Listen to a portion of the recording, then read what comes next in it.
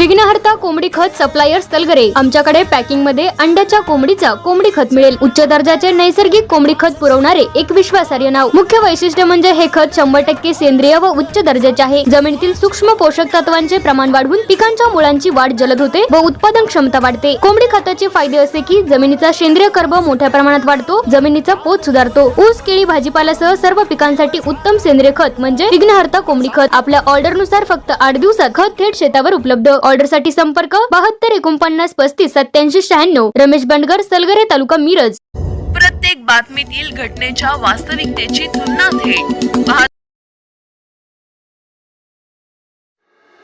मिरजेतील टाकळी रोड येथे पूर्व वैमनस्यातून प्रदीप उर्फ शिव अथनीकर याच्यावर प्राणघातक हल्ल्याप्रकरणी मिरजेतील मतीन काझी, शौकत शेख, आयन लांडगे, शोएब शेख व 2 अनोळखी युवक अशा 6 जणांवर शहर पोलिसात गुन्हा दाखल करण्यात आला आहे। पोलिसांनी गुन्ह्यासाठी वापरलेली 4 चाकी गाडी जप्त केली आहे।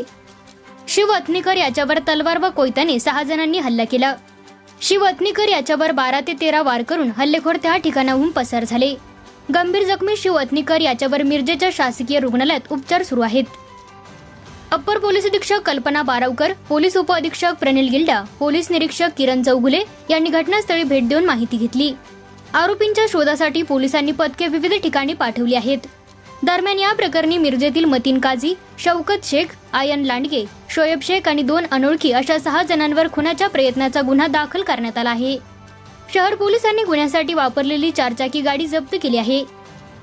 आरोपी मतीन काझी याच्यावर यापूर्वीच्या गुन्ह्यांसाठी पोलिसांनी हद्दपारीची कारवाई केली होती, मात्र विभागीय आयुक्तांनी ती हद्दपारी रद्द केली। त्यानंतर पुन्हा मिरज शहरात मतीन काझी टोळीने दहशत निर्माण केली आहे। त्याच्या टोळीवर आता मोकाची कारवाई करण्यात येणार असल्याचे पोलिसांनी सांगितले।